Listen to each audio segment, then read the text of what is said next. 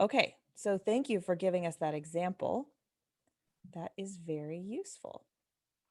So the next thing I want to have you do is I'm going to have you do this again. I have a, if you all go to Carmen and have a look, there in Carmen is a, in today's module, is the in-class, an in-class activity, which I'm going to pull up for you.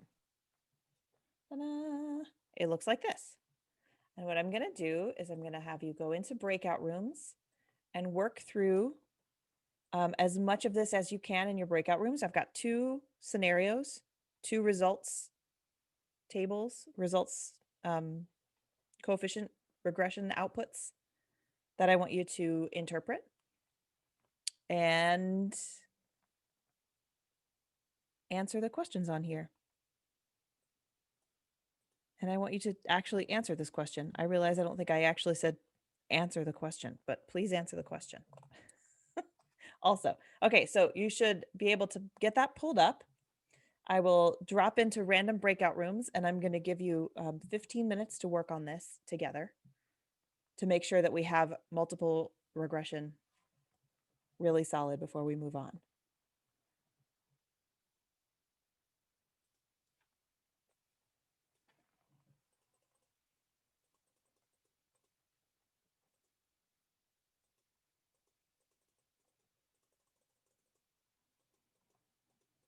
What is happening?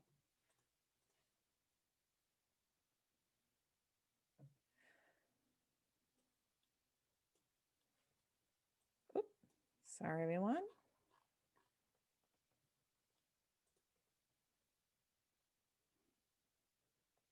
Okay. Spend the first 2 minutes saying, hello, how are you? Well, don't say how are you. That's a dumb question. Hello, I hope you're well. And then move on from there to these actual questions.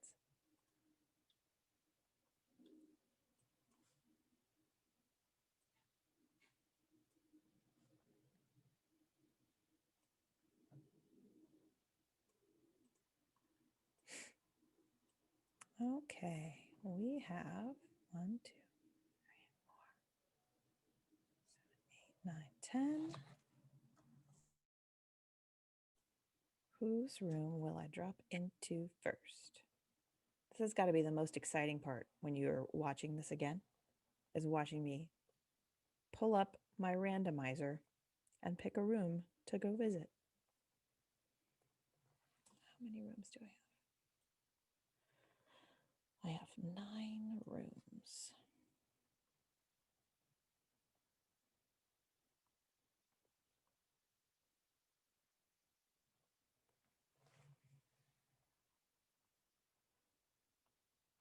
Whoops. Okay, so that's room 3. He has it pulled up. I know I have a copy, but I don't know if we have the ability to share at the moment for like one main document. Yeah, I don't believe so either. Okay. Oops. Hi, everyone. Hello. Oh, well, there we go. Uh-oh. Well, I'm already being summoned to ask for help. So while you pull things up, I'll be right back. Dad did. Oh, nice. Hi, everyone. Hi, Dr. Logan. What's up? We're wondering if you can give permission for Jiyeon to share her screen. Oh, yes. How do I allow that? Oh, try now. Okay. Oh, I can't. Still no? Yeah. If you can't, just never mind. I think I have all participants can share. Oh. What I usually did is when you click the participants, then you can make somebody co-host so they can share their screen.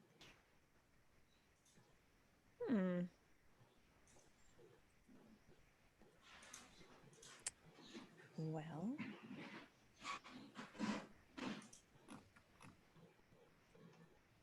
multiple participants can share simultaneously. That's usually how I let people share. How about now? I can't. Weird Okay. technology. I know. Go figure. Can anyone else share? Or is it not working for anyone? I was just gonna try. Yeah, I can share. That's so weird. Okay, well, good. I'm glad that's working. I wonder if it's something about versions of Zoom or something like that. Oh, thank you. What are you guys seeing my, the in-class activity? Yes. Mhm. Okay, cool. Let me just make that big. Whoa, Sweet. okay. Okay, have a look. I'm going to go. We'll come back if you need me. Thank you. Okay. Thank you. Mhm. Okay, so So it looks like it's just another way that she's trying to ask, what is our, instead of our predictor, what's our outcome? Okay, what are we Like trying to our figure out? y-hat, Got yeah. it. It's never obvious to me which parts of my language are not clear. So I appreciate that feedback. Yeah. Okay. I hope you can screen share now. I should have broadcast that to everyone. She's got it right on. So it'd be a negative relationship. So negative based on the more rural, the more negative, or the decrease in, is it number of topics read about news online? Yes.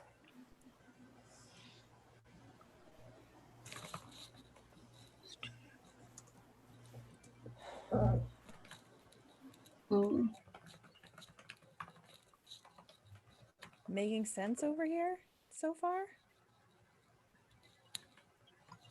Yes. At least we're talking it through and making sure we're on the same page. So I'm pretty clear. Okay. And as I mentioned in passing, I realized I didn't actually ask you part D, which is what's the answer to the research question?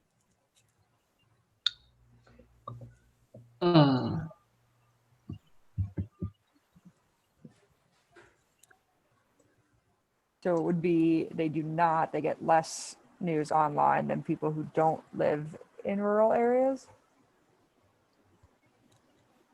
If I'm interpreting that correctly. Yes, I think so. That's a nice graph. Yeah, that's nice.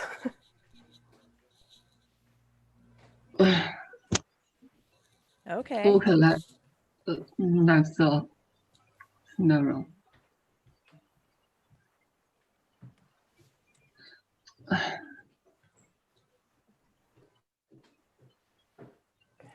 Well, then, if you're feeling fine, I'm going to jump rooms. I think. Thank you. Okay. All right, thank you. Bye. Thank you. Minus 0.082 multiple age 20. Yes. Hello. Hello. How you feeling? Pretty good. How are Yeah? you? I didn't realize that it's kind of like just the two of you. I'm not sure. Yeah. Really Yeah. here. Sorry about that. Oh, you are here. Hello. But also it doesn't make a ton of sense for you to participate. You know how to do this. Yeah. This a couple years ago. Okay, so is this feeling pretty good? Yeah. Yeah. Okay. Well, great. This is the easiest extra assignment I've ever given. Everybody's just fine.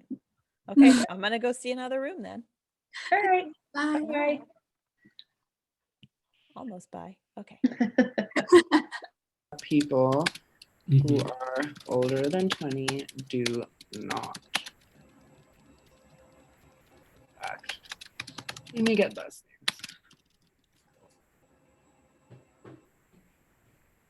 things. Look at that. How'd you do that? With the pens.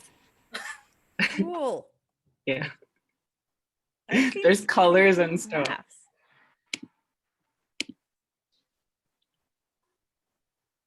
It looks good, right? It does look good, but I'm going to push back on this a little bit. Okay, cool. What are your axes here? Oh, sorry. Okay, so I'm gonna take out the black, and then this is the Y, and this is the X, Uh-huh. right? So then this one is news.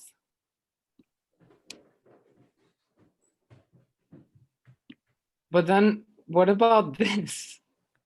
Does it have to be two graphs or two lines?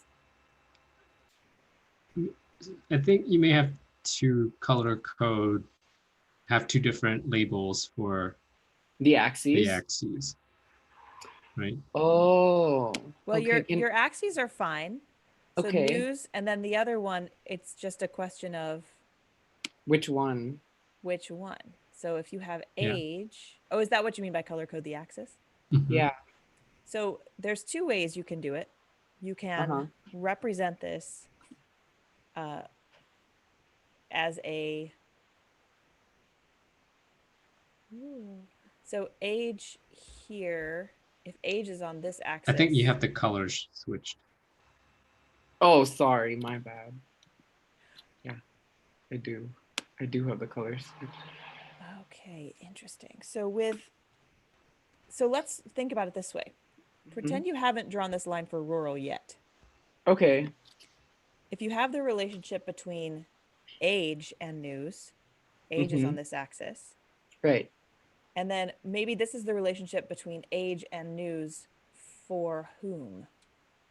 For someone who doesn't live in a rural area. Yeah. Oh. So that line is for someone who doesn't live in a rural area. So then you can draw another line. Yeah.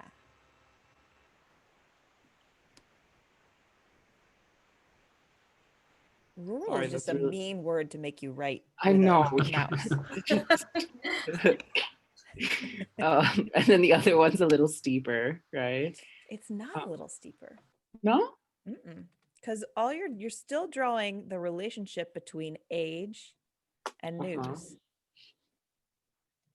which is still the same, but the y-intercept is going to be different. Well, it's actually not very different, is it? 0.082 different. Oh. Oh, okay, now I get it. So your lines are actually Yeah. going to be parallel. There's 4 lines. Well, probably not, because age is continuous here. So age has to be Oh, age is represented on this continuous. axis. Oh, yeah, age is continuous, right? Okay, so the non-rural, rural, and rural line is dichotomous. So there'll be, okay, so for the rural, there'll be another line like here. Something like that. So that's the, whatever this is. 7.913 minus 0.717. 0.717. Yep. Yeah. That's the then difference that- between, that's The intercepts, right? exactly. That's the difference right at the intercepts. Okay. And then this is what we're concerned with. Which, No, that's not I what don't we're know. I concerned don't with. understand. I'm sorry. I just didn't understand what you meant by this. Like this difference. Yes. Yes. So Okay. you're concerned with both the difference between the two lines and Right. the slope of the two lines. The slope of the two lines is the same. Because for both of them, you're talking about the relationship between age and news. Oh, right. Right. But rural is dichotomous. So it'll either be 0 or 1. Right. Understood. Yeah. Got it. Got it. I think it's trickier when you have a continuous and Dichotomous. Yeah. in a multiple regression. Yeah, it is. It's because really they tricky. don't plot the same. Right. They don't plot the same. You're right. And I imagine this Yeah. is definitely a tricky one to Yeah, it think is. through. Yeah. But yes, the lines would be parallel.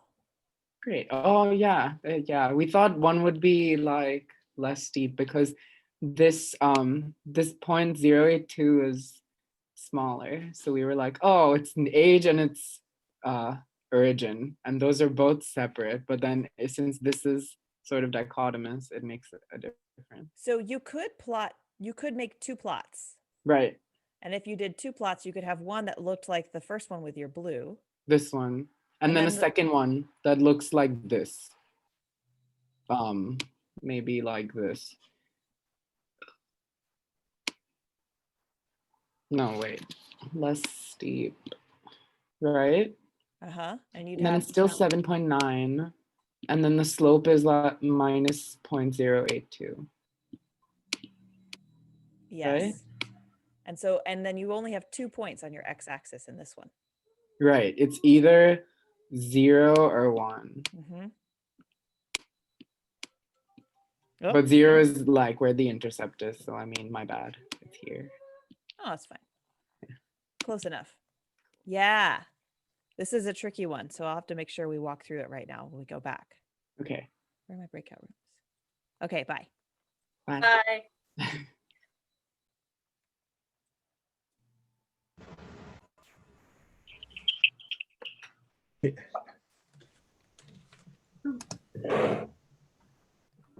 Okay, I want everyone to use the chat now that you're back to tell me which one of these questions or responses did you talk about the most in your breakout group? What was the one question your group talked about the most? So if you're going to say scenario 1 part C or scenario 2 part 1. Oh yeah, the graph for scenario 2.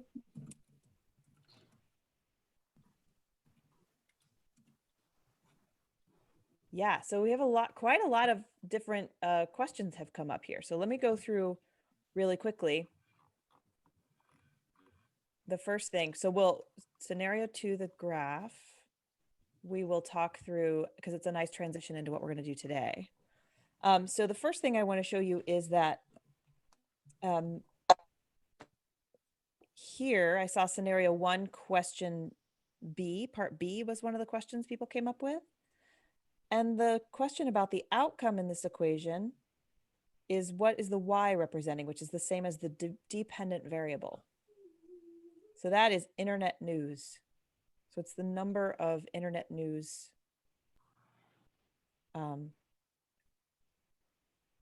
topics they get online. Number of topics read about news online. That's the outcome. Sketching a graph of this relationship might have felt a little bit weird because rural is just dichotomous. So you could have done it one of two ways. I don't have those fancy markers, but I do have a whiteboard. Are you sharing your screen with us? No. Okay. I'm pretending I'm sharing my screen. I am just explaining everything to you, pointing right at it for you. Good gracious. My view doesn't look any different when I'm sharing my screen and when I'm not. Okay. So here we go. Part B. What is the outcome of this equation? Here I have internet news. It says right here, the dependent variable is internet news. So that's telling me that that's what the outcome is in part 1. And the outcome of part 2 is going to actually be the same. They're both of them were predicting internet news. So that's always the outcome. So now the relationship here could be represented in 2 ways. Again, now I said I was going to not share my screen and now I'm freaking sharing it. Hold on.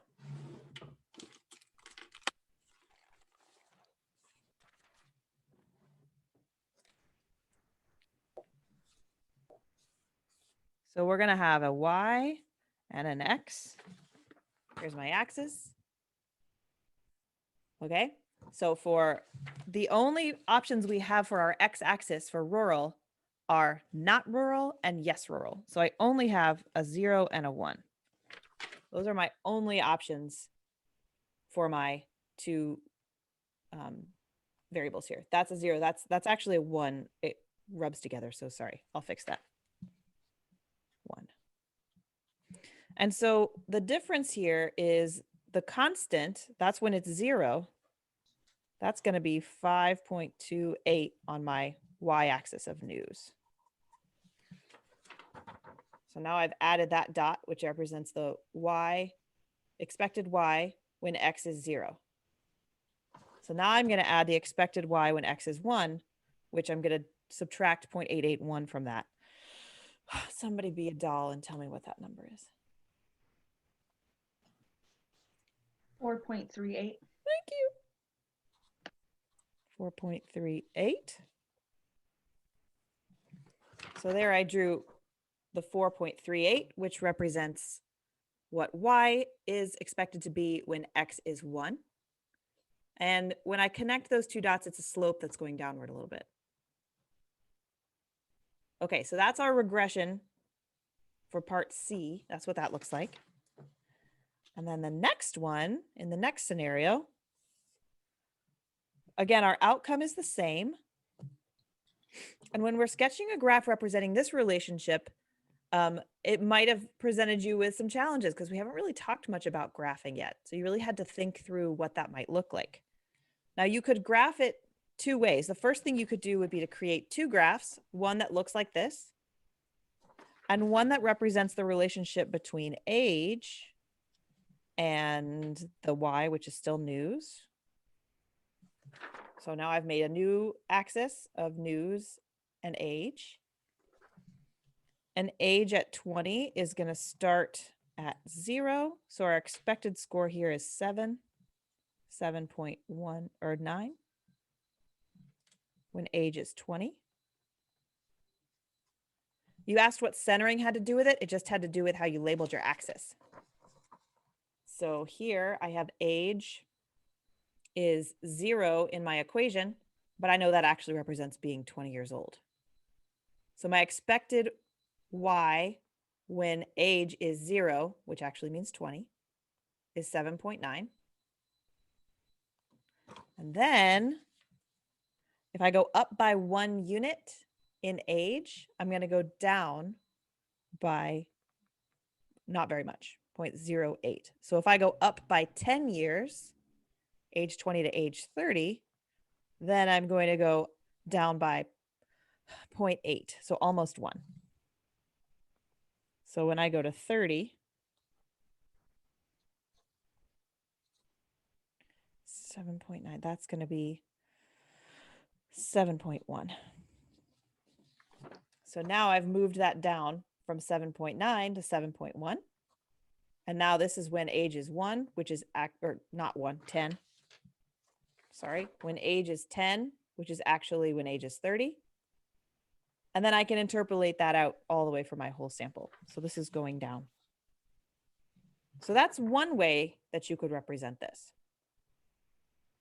The other way that you could represent this is a way that you might have seen this in when you were doing, if you've ever done t-tests or ANOVAs, where you might have, I'm still going to have y of news, and I'm going to have an x of age, and then I'm going to draw separate lines, one for age when we are in a rural area, and one for age when we're in an not rural area. Something like that. I tried to draw those lines parallel. I don't think I did a very good job, but I'm supposed to have. So what we can do is we can pick 4 points and draw them out here to say that we know that when rural and age are both 0, that expected score is 7.913. So not rural, that's 0. Rural equals 1. So when not rural is 0 and age is 0, which is 20, I know this is 7.9. Oh, I drew that. I wrote that while y'all couldn't see. So then I can use that same logic to plug in numbers to figure out what each one of these points is in order to graph two different lines in the same graph to represent that whole equation, but just with one figure.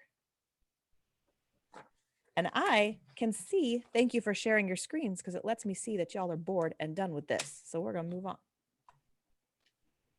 Okay. We're going to come back to graphing when we get to the second part of this day, theoretically. Now let's move on to actually talk about multiple regression in steps. Okay. So we've been talking about multiple regression, which is where you have multiple predictors in your model, and they're all in there and let you examine the relationship of X with Y, controlling for one of your X's. Now, one of the things you can do with multiple regression is you can put your variables in a specific sequence on purpose to answer a specific research question.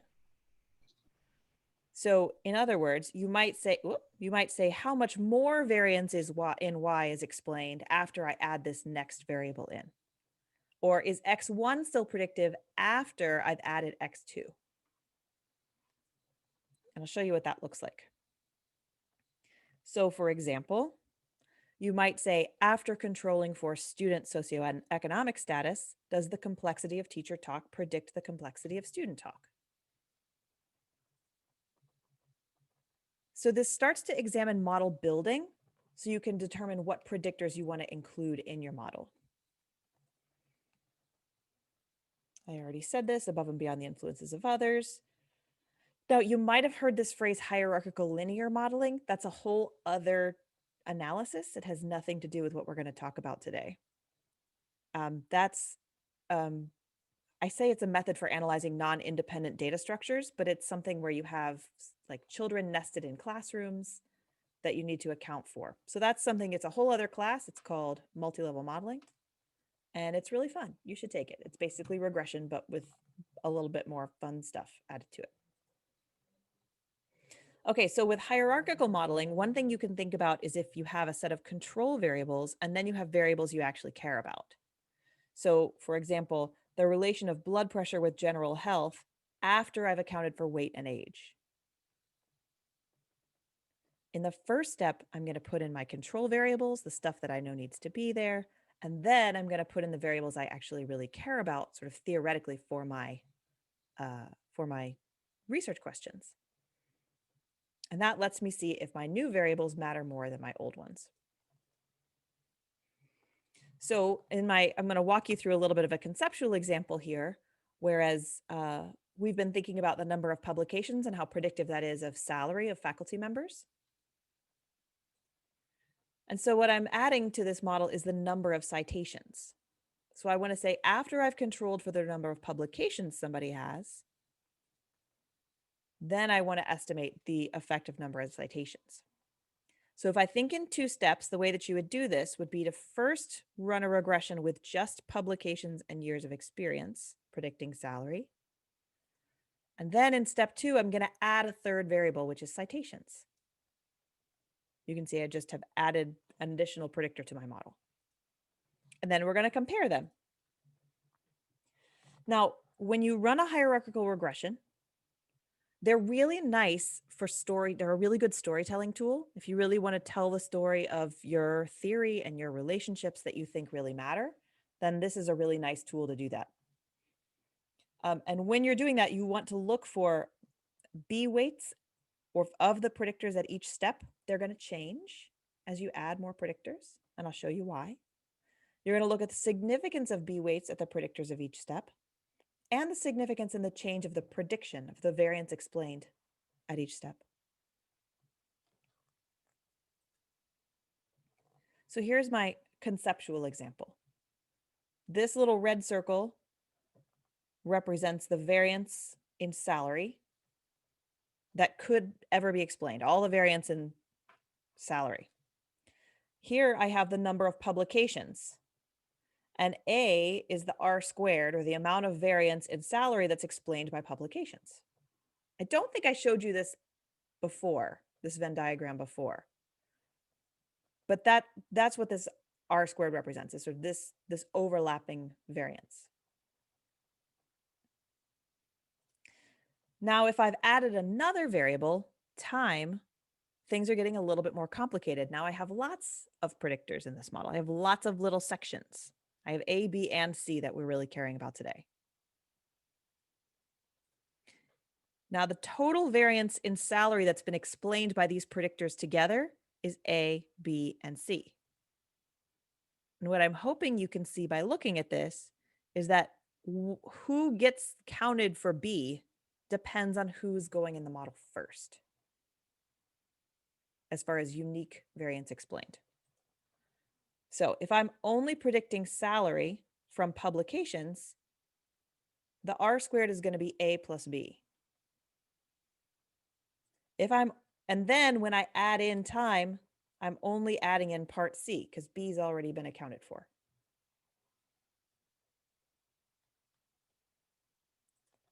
And the opposite is true the other way around. If I put in time first, B and C would be my R squared just for time. And then as I add publications, section A is now the additional variance explained. So you can see that the additional variance explained by the model is going to depend on which variable you put in first.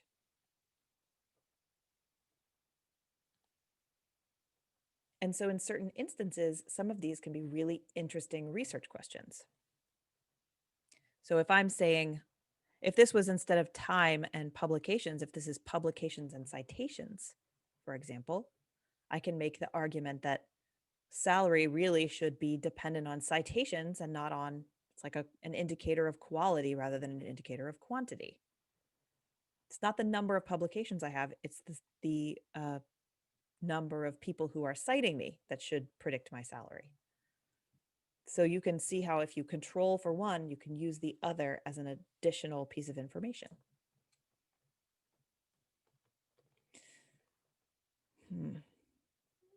I'm not going to do that. Okay, so I'm going to walk through a little example, that example I just did, but I'm going to walk through it using actual output. So when you get output from a model like this, you actually could get it in multiple steps at once, which is pretty cool because you can have the computer program calculate for you the difference between the two models. So you see that the first thing I get is an R squared for each of my models. Here's the R squared when I only have publications in the model. And here's my R squared when I have both publications and time in the model as predictors. You see that my R squared increases from 0.256 to 0.391. So I've explained more variance by adding this second predictor. In model 1, I've explained 26%. In model 2, I've explained 39%. But there's more to this output now, which is pretty cool. Now you get this thing called change statistics that comes along with it. The first thing you get is R squared change. And this is the change in the R squared, or the change in the variance explained, that you get now that you didn't have in the previous model. So for model 1, R squared change is always going to be the R squared compared to 0. Because in model 0, you don't have any variance explained. But here in model 1, I have about 26% of the variance explained. So these are always going to be the same. But next, model 2 R squared change is the increase in R square from model 1 to model 2. And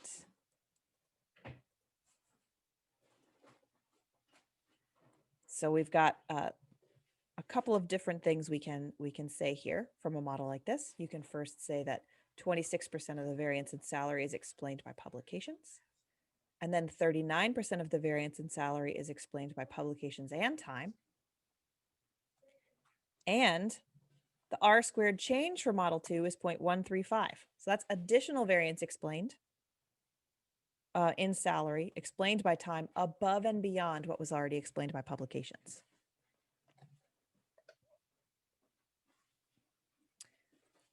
Now we also get significance tests of the change in R squared. So we've been talking about before significance tests in the ANOVA table, the significance test of the model as a whole.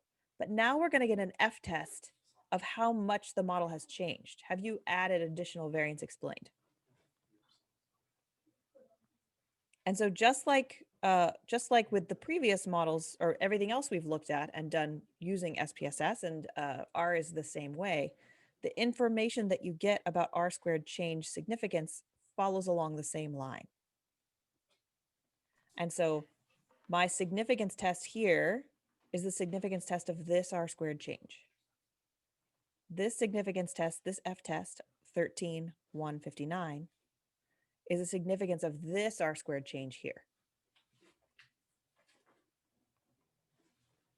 And so what this tells us, this model 2 R squared change significance test, is that this does matter. If I've included time from PhD in the model, it resulted in a significant increase in the variance in salary explained above and beyond publications. And I have R squared, change in R squared equals 0.135, and a significance test. So you can star this little slide here, save it for later, screenshot it. In case you ever want to run one of these, this is the language that you need.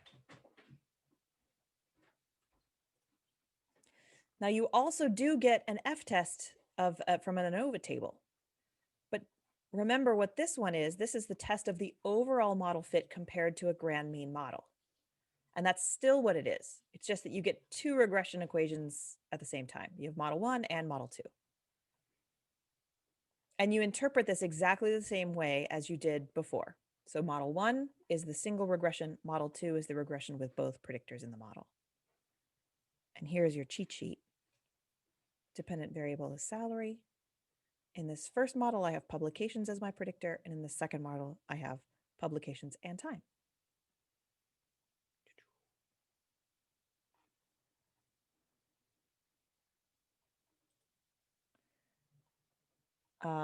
Now we're in the coefficients table. The coefficients, you're also going to interpret the same way as you would in an individual regression. So in this model, I only had one predictor. My first model was just publications, was my only predictor. And so you can interpret this exactly the same way you did in week 2, which is the mean salary for someone with 0 publications is $48,000. And for every year out of PhD, or nope, every publication,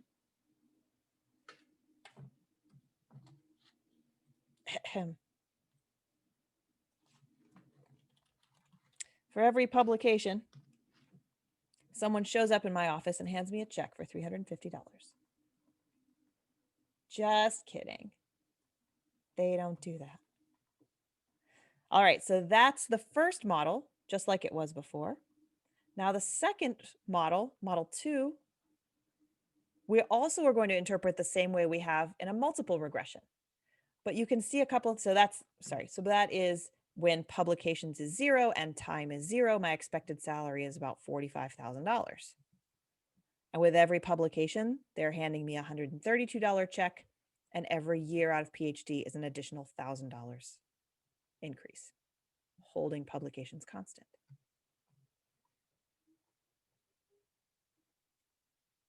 Okay, so that's the same, but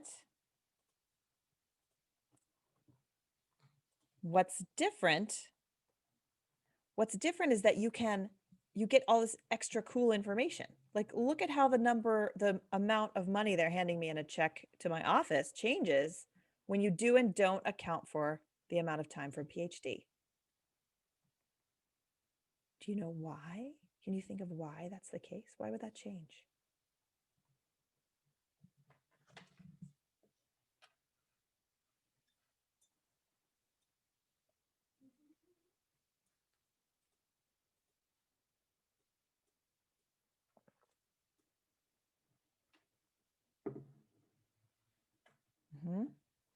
There's an overlap between publications and time. That's that B section I was showing you in that Venn diagram. Because every year you're probably publishing papers. Not everyone is, but on average, people are publishing more papers. There's an overlap between them. They're correlated. And so it causes it's not causing, but there is an increase in publications as time goes up. And so by controlling for one, you change how important the other one is. So I did this with publications and salary, which may or may not be very interesting, but you can think about how this would be applied to other areas that you might be more interested in within your own fields, like how circular a joint is.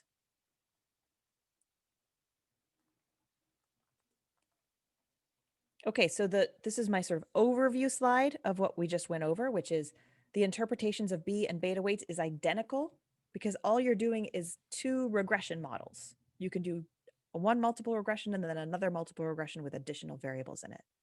You can also do one multiple regression and then a second multiple regression where you take items out and compare the differences between the two. It all depends on the guidance of the research question that you have in mind. What makes the most sense for you to do. Your R² values are interpreted in the same way, but now we get a cool new thing, which is this incremental change in R² that you haven't seen before, and a significance test for that change. So now I have done another multiple regression in steps, this called hierarchical regression, and I'm going to put you back in your breakout rooms to discuss this in a moment. So I'm going to give you a second to flush the cobwebs out of your brain and get unused to listening to my voice so I can explain this to you. So this data set is called car sales. And the hypothesis I'm working with here is I'm assuming that cheaper vehicles are going to sell better than more expensive vehicles. But I feel like I need to control for whether the vehicle is a car or a truck. And so my research question is the price of a vehicle predictive of vehicle sales after I've controlled for the type of vehicle that I have, whether the vehicle is a car or a truck? Just as a preview for what you'll learn tomorrow, this is what the SPSS syntax looks like if you ever want to run it. So my predictors are truck and price, whether the variable is a truck, whether the vehicle is a truck or a car, and how much it costs. And my outcome is number of sales in thousands. I have centered price because no car is $0. I have centered price at 10, which represents $10,000. This is a very old open access data set from like, I don't know, maybe 1990. So here's my output. I have all 3 of those boxes I just went through, all 3 of those sections of the output we just went through. I have 5 questions. And I'm going to give you 10 minutes to work through as many of these questions as you can in your breakout groups. Call me to come visit you if you like. Otherwise, I will drop in randomly. All right. Good luck. See you in a moment.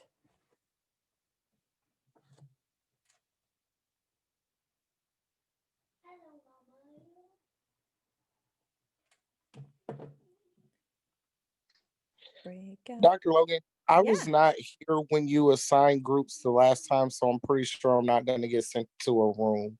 I can pop you in a room. Thank you. My apologies. Oh, no problem. I actually saved a room just for you. Somehow I ended up with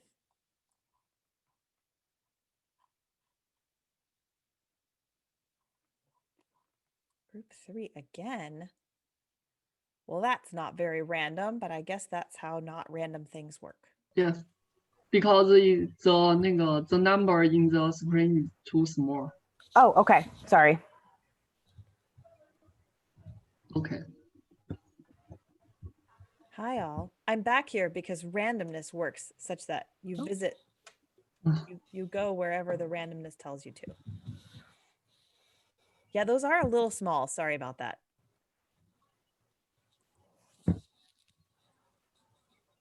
You can, if you at the top of your Zoom screen, you should be able to click the view options and zoom in.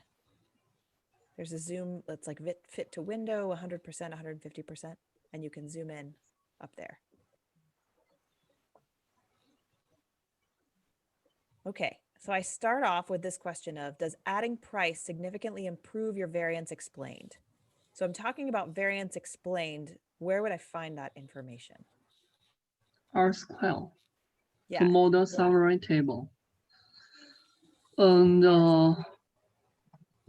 what we need to focus is the model 2, the significant F change.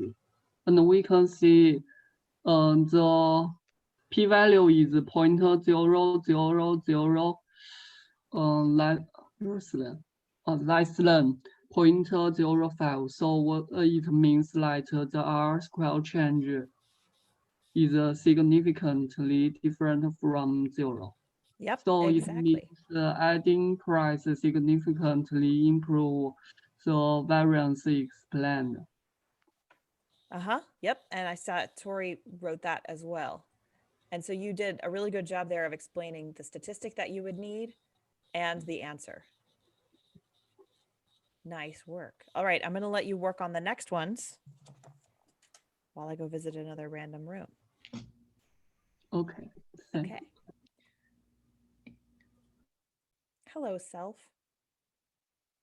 Where's my breakout rooms? Where did y'all go?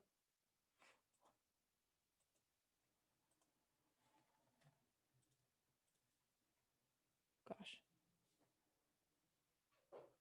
Well, this is not, oh, there they are.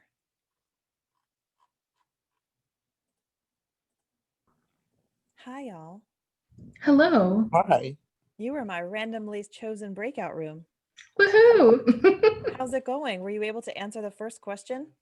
I think we did. Yes. Nice. How about the second question?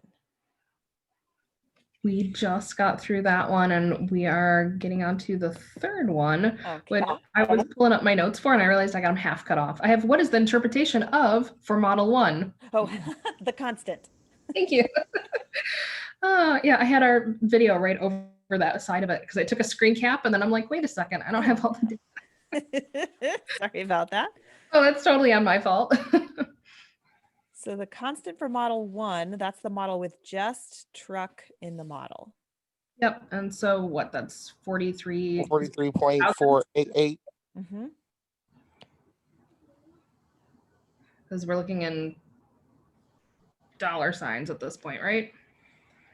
We're in sales in thousands of sales, No. not dollars. Thousands of sales, got it. So 43 in sales. Oh, yeah. So we have 43,000 sales for whom? Cars. Is it cars? I'm Maybe not saying not. you're wrong. I want to hear what Brandon Yes, says. cars is because cars is the constant, because it got to be, because trucks is the only other one that's listed.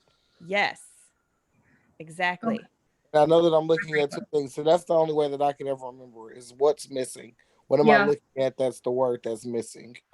That's how my brain does it. Ooh, I that's like how that. I know what my constant is. I'm just jotting that down. I'm looking at. That's missing. I've been teaching this subject for 15 years and I still, God, that's gross. Ooh. Everything's fine. I'm sorry. Okay, so that was the first one. You have it. So the interpretation of the constant for model 1 is the number of sales for cars. Yes. All I have is half of that question for number 4 again. That's the interpretation of the constant for model 2. The constant as well. Okay. Mm-hmm. And so it'd still be cars. Mm-hmm. So it's car sales when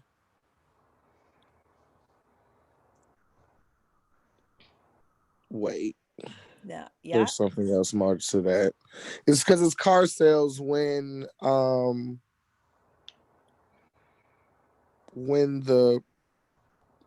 it's something about the price. Now this is where I get lost. This is when it's held constant for price and truck, right? Like, or price is held constant. So when you're interpreting, so let's look at the I have notes that are my cheat sheet, but I'm trying to do it without it. Yeah, that's good. So you're so close. So you have if you think about the regression equation here, okay.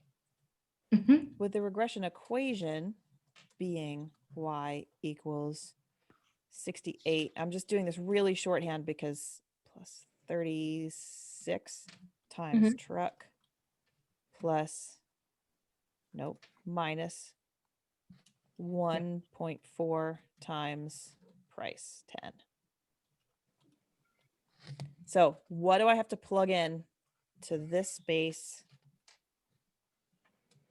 and this space in order to get an expected score of 68? 0. So when it's held constant for price and for the type of vehicle it is. Close. So hold constant is what you need when you're interpreting slopes. But when you're interpreting the intercept, you have to pick a specific spot. Oh. Okay. And here's the reason. Think about it like this is so good. I need to do these all the time. Because it's like the things that I'm not explaining clearly don't get through until I talk to you individually. I need to draw stuff. If you think about it, with the y-intercept is a point on your y. It's where this line crosses the y-axis. Yeah. And so that point is one spot in space. So you can't hold things constant, because if you're holding these two things constant, you're not giving it a spot. You're just saying that it's like two vehicles of the same type. Yeah. Or it's two vehicles of the same price. And so here you're saying, where does it cross the zero, the axis, the y-axis? And that's one point. And that point is when truck and price are both 0. You're nodding your head, but.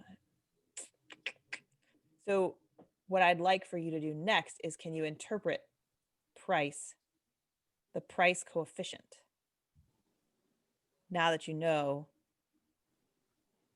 that for those, you can say hold constant. Yeah. So the price is, oh, crumb. It's, I keep on saying it's $1. It's not, because it's the price of 10. So it's like 10,000 less than a car when trucks held constant. No, see, I'm throwing the amount of sales off. That's where I'm throwing it off. The sales in thousands is what is throwing my brain off. Sales in thousands is your outcome here. So that's what your Y is. Gotcha. So think about it like this. Yeah. Why don't you do it for trucks first? You can only put two possible values in here. It's either 0 or it's 1. Yeah. Now, if you have to hold this constant because you're only changing this in the equation. Mm-hmm. So holding price constant, the difference in sales for a truck versus a car is what? 1 point. So what, about 14,000 sales? Yeah.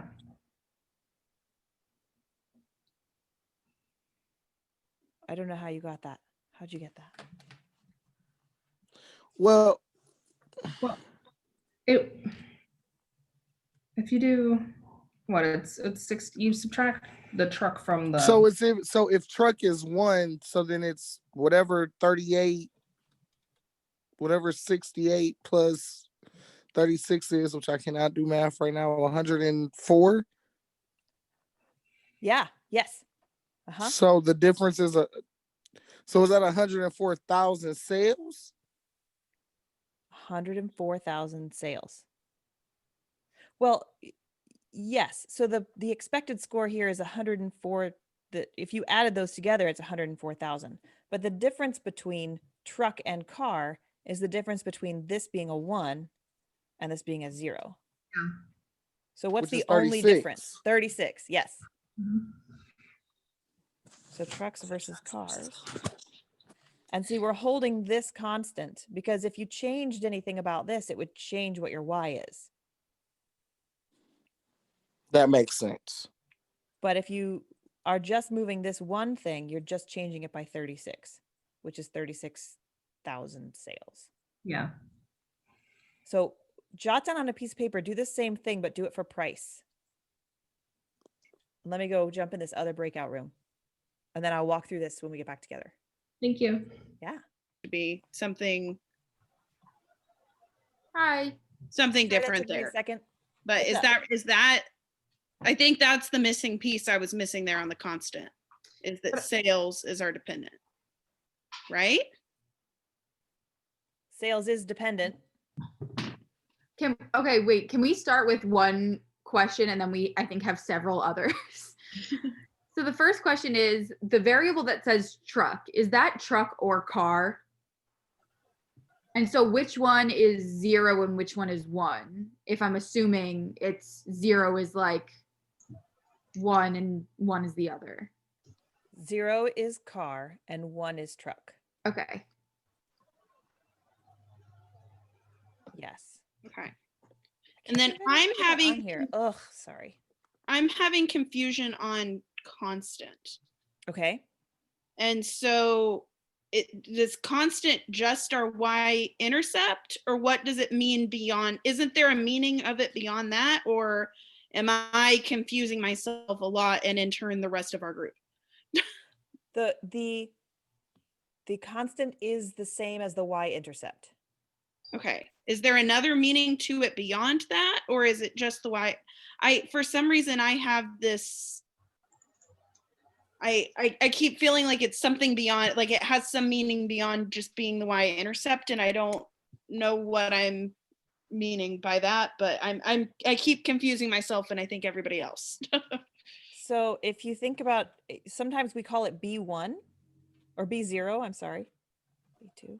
So if you can see this, sometimes we call it B0, which is the same as the y-intercept, but it's also the same, it's the same as the expected y-score when both your predictors are 0. Okay. That's what you were saying, Nina. I understand what you were saying, Nina. And for some reason I had it confused, but then when we were like sales, but then when we attached that it was like that sales was our dependent, then all of a sudden it made sense to me, and I don't know why. Okay. Hey, I'm confusing myself over here. I'm sorry. It happens.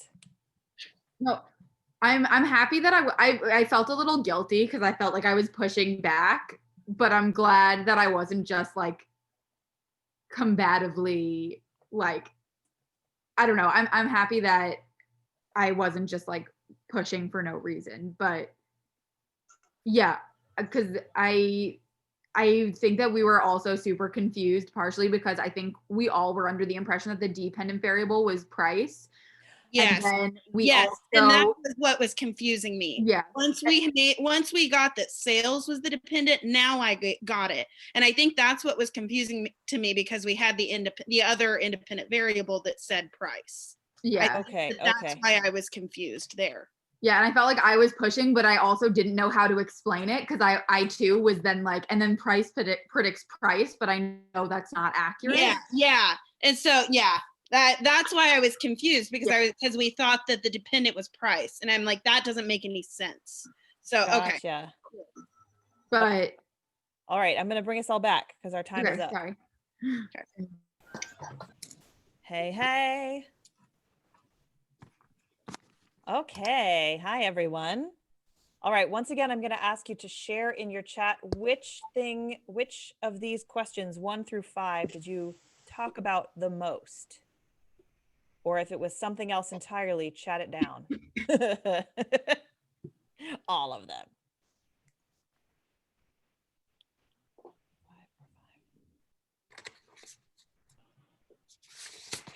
Yeah. You know what's really interesting is that, so I was introducing a whole new concept here, which is about new variance explained, and we're all fine with that. Nobody, nobody had problems with this interpretation of adding price to the model and that being a significant improvement. You got that. So let's go back to slopes. So I visited a couple of breakout rooms and I think we were all in agreement here that it was number 5. That was a little bit confusing. The constant is very confusing, and then the interpretation of this continuous slope was confusing. So let's start by talking about the interpretation of the constant for model 2. And one of the places that I'm seeing some confusion is that this language we've been using around holding things constant. And so I've written out this regression equation a couple of ways here to sort of talk about the idea of holding things constant. Logan, you're not sharing your screen. God bless America is the thing my dad always used to say. Okay. Now I'm sharing my screen. Hello. Come on. I was sharing it in the breakout room. I thought it would hold. Okay, so when we're talking about the constant, remember, is the same thing as the y-intercept, which is the same thing as your expected y-score when all your predictors are 0. And the reason that it is that, it's because if you look at this regression equation, here's the constant, the B0, which is, I've harvested from this model here, 68. And it's your expected y is only going to be 68 when truck is exactly 0 and when price 10 is exactly 0. It will never be 68 any other way. And so the interpretation of the constant for model 2, the 68, is the expected score for a vehicle, not score, the expected number of sales in thousands when truck is 0 and price is 0. Now, how does that differ from what you said in your breakout rooms, Nina? You can ask your actual question. Cool, thanks. Oh, there you are. Oh, wait, you muted yourself when you started asking. Hello. Okay, go. Sorry. My question is, I just want to confirm when you say, and when like the price 10 equals 0, when price 10 equals 0, price 10 is actually $10,000, not $0. Is that correct? That is correct. Okay. All right. Sorry, I'm still having a very hard time with the centering stuff, so I just wanted to make sure that that was like what that meant. Yes, thank you for bringing it up like that. That's exactly what it means. And it means that if you remember when sometimes it helps to think about the database and like what the data look like in your columns, in your actual columns. So if you have a vehicle that had a price of $10,000, in the variable you put in the model, that's represented by a 0. Okay. Oh, okay. Okay.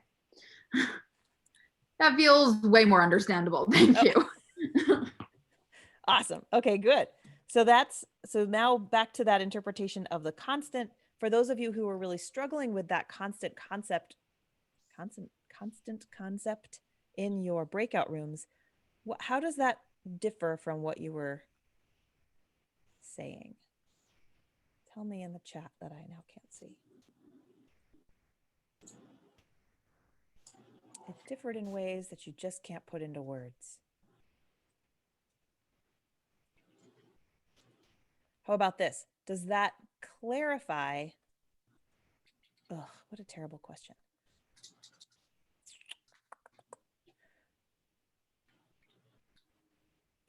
Let me ask you, okay. Was question 4 more difficult than question 3 in your group? And if so, why? Still confused on 4. Okay, the interpretation of the constant for model 2. So with the constant for model 1, that is when truck is 0, it's 43.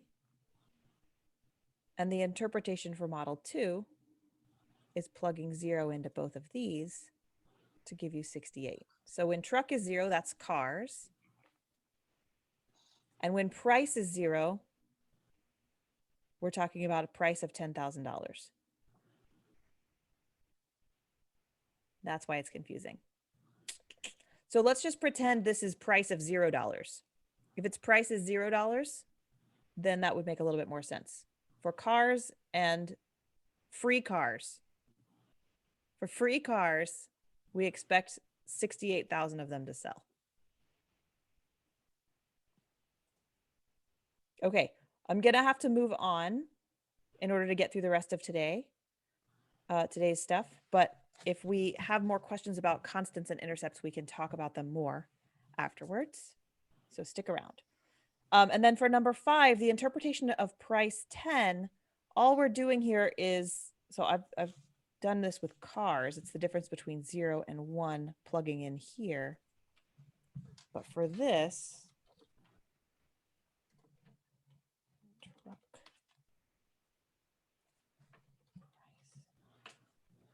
So if I have a price of 0 that's coded as 0 and a price coded as 1 here, you can see that the difference between sales is only 1.4. The difference in the expected Y here and the expected Y here is just this part.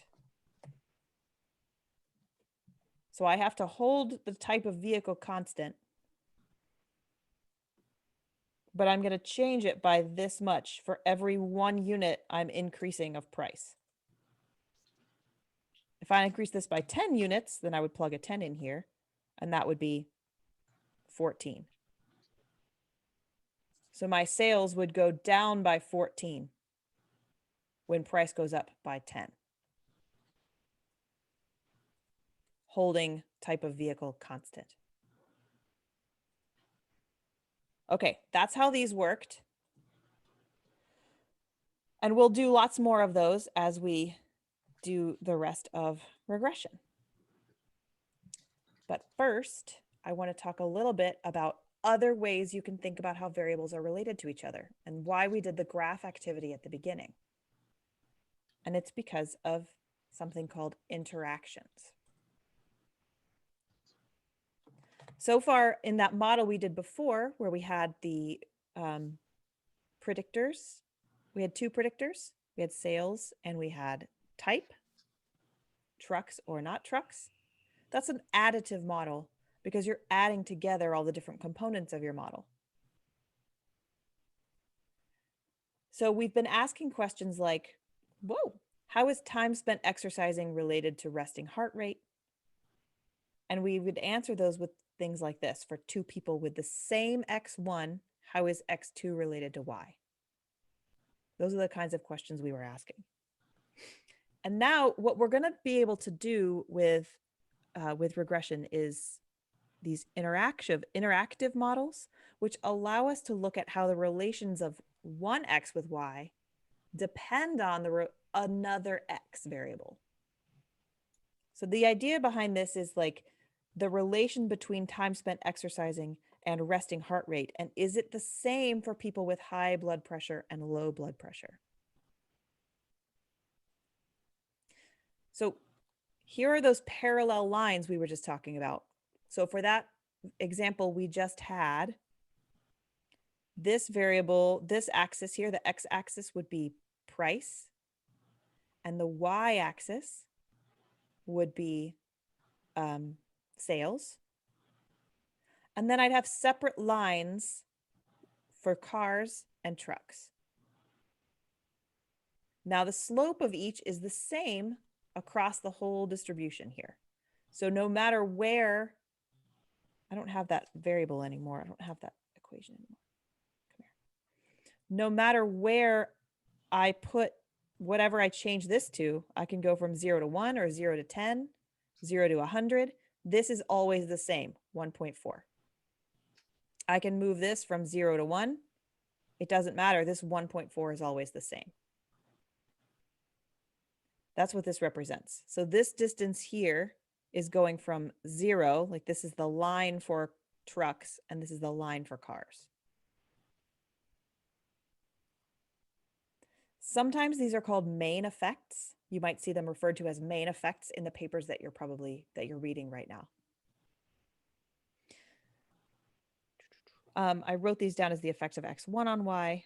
Both of these are the effect of x1 on y, and then this gap is the x2 variable, or the dichotomous variable.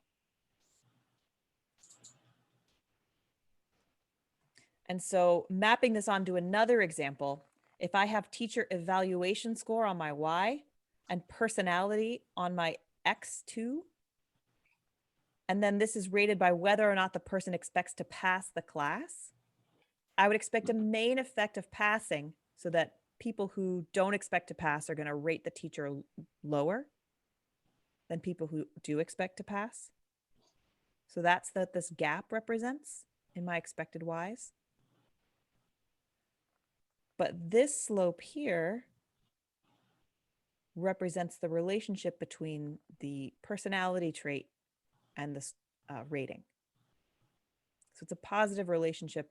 This is probably extroversion or something like that. So both of those are main effects. I would expect them both to be positively related to the outcome, and that's how they're represented in this parallel lines graph. Now with interactions,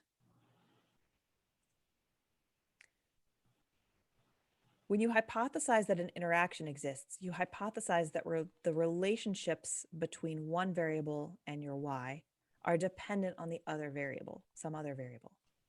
So in this case, an interaction is evident when the magnitude of an effect of one IV on the dependent variable or the outcome varies as a function of a second independent variable.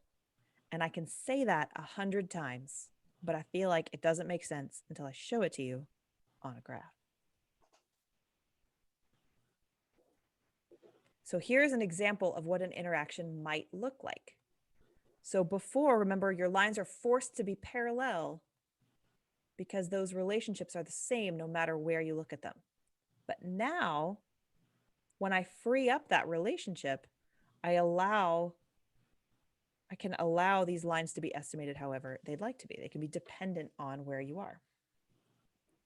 So in this case, the independent variables are dependent on one another. The relationship of x1 with y, this slope, is dependent on which line you look at. So if this was sales for cars and trucks, the relationship between cars and the outcome is a steep one, and the relationship between trucks and the outcome, which is sales, is a not steep one. That didn't make sense. Let me say that again. The relationship between price and sales for cars is a steep one. The relationship between price and sales for trucks is a shallow one. The other thing this would tell us is that the gap is different. At this low end of price, it doesn't matter if I have a car or a truck, they're selling the same amount. But up here, for really expensive cars and trucks, there's a big difference between the number of cars that are sold. For two vehicles of the same price, cars are selling more than trucks in this example. Yes, Nina. So is the orange line cars and the blue line is trucks? That would be one way, yes, to think about it. So looking at these lines, you could say that like price, like the price of cars, price affects sales of cars more than it affects sales of trucks. Yeah. Okay. Sorry for making everyone stop. I just wanted to make sure. I really like that, actually. All I have here is just a bunch more graphs. So don't worry, we're not gonna like lose out on a bunch of content if I stop and do this. You just said, okay, if this is cars, oh my goodness. So I'm gonna have one line for cars in this example, cars, and this is trucks. So if this is the case, then what you said is true. Okay, this is price. And this is number of sales.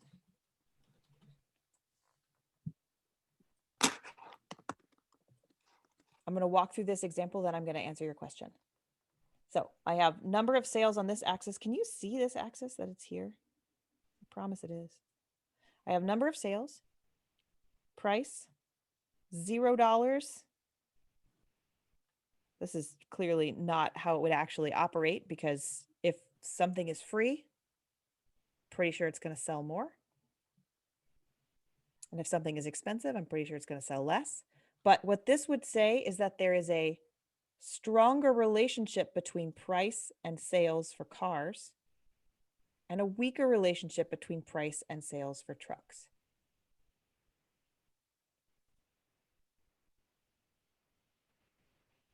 Our opening exercise next week is going to be you guys, I'm going to give you a graph and I want you to label it.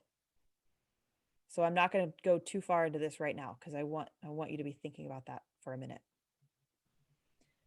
So then what I have a question here is, would you end up with this type of graph? How would you end up with this graph as opposed to one with two parallel lines? And the answer is, this is when you run a regression with an interaction in the model, you're testing whether the lines are parallel. And so what I'm working through right now is just the concept that you can think about these two things as being not parallel, and then eventually we'll test it. Next week, we'll work on testing it. Right now, it's just, can you think about things that would and would not be parallel? You can't see me. Okay.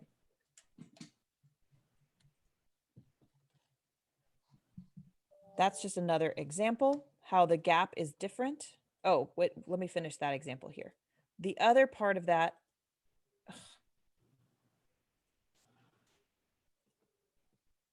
where are my cars?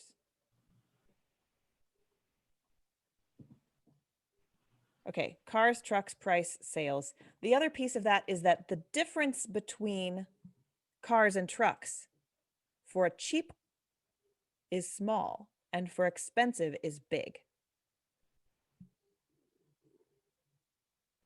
Again, we don't know if this is the case. This is just hypothesizing that this might be the case. Oh my goodness. These are also called moderation models. If you've ever heard the phrase moderation analysis, or does X moderate the relationship between X and Y? This is moderation. And the question is this dependent on another variable? Now, there are 3 types of interactions, and I honestly do not care if you ever know what these 3 types are, but they're a really nice heuristic for me to guide you through what this can look like.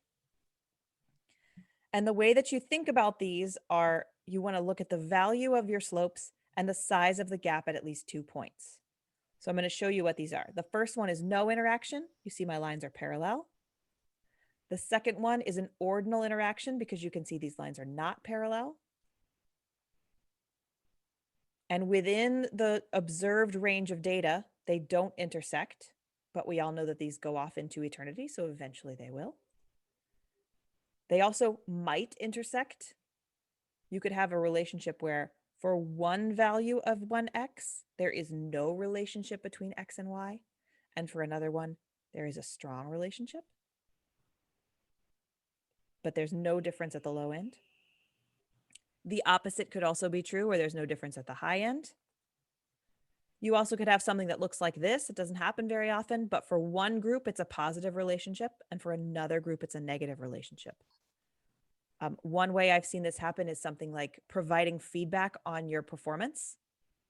If I tell you, yes, you're doing great, or here's, I give you some feedback on your performance, but the feedback I give you is positive. It's a strong relationship positively. And the feedback I give you is negative, like, no, that's wrong. It's still wrong. Everything you're doing is wrong. And that's a negative relationship. The more feedback I give you, the worse you feel.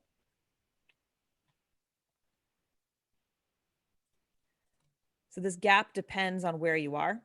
Anyway, just drew all these lines to sort of get you to think about, there's all sorts of different ways you can propose that these things exist.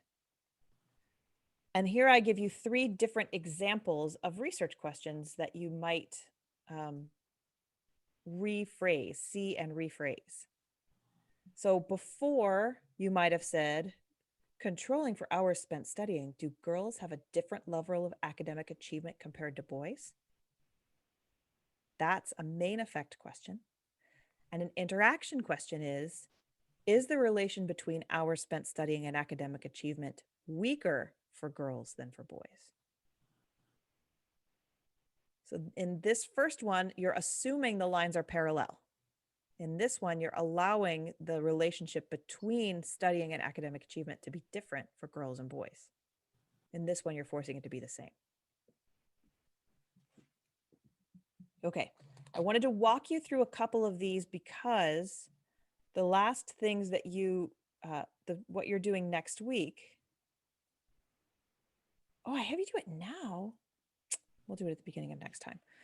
What we're going to do next week is for your homework assignment next week is I have you going through your the articles you just turned in. Okay, and so what I want you to do is the homework assignment this week is to go through the articles that you've turned in, and you're looking for examples of R squareds and Fs and beta weights and B weights, P values, and harvesting them and putting them in this document that I've given you. It should be fairly self-explanatory. And I know that you all have turned in articles because I've seen them. Okay, so that's your homework assignment for next week. It's not due until Monday. And that's where we're going to end. And if you would like, you can think about this until next week also, which is I'm going to ask you. Oh, I forgot. I had this. This is a nice example.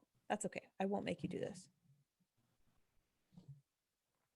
If you want to stick around and think about interactions, you can play with this example and go ahead and start to apply this idea of what I've just started teaching you. You're welcome to send those to me. I'll open up a discussion post about this and let you all walk through and discuss it after we leave. Okay. We have a couple of questions. Is it true that moderators are variables that cannot change? No, it's not. Moderators can be anything.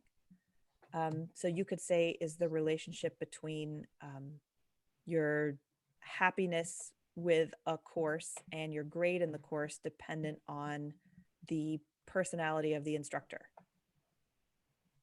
Or which I guess technically you can't change. So that was a bad example. But no, it doesn't have to be something that can't change. It can be anything. Anything can moderate anything else. And if anybody would like to change up their article, they can. Please just let me know if you have any trouble finding a new article. Okay, so the equivalent of an exit ticket this week is rather than having you stick around and do this in person, I'll have you do it in a discussion that I will open as soon as I'm off of here. And then I want you to fill that in and participate in that. Otherwise, have a wonderful week, and I will see all of you on the discussion boards. Okay. See you later.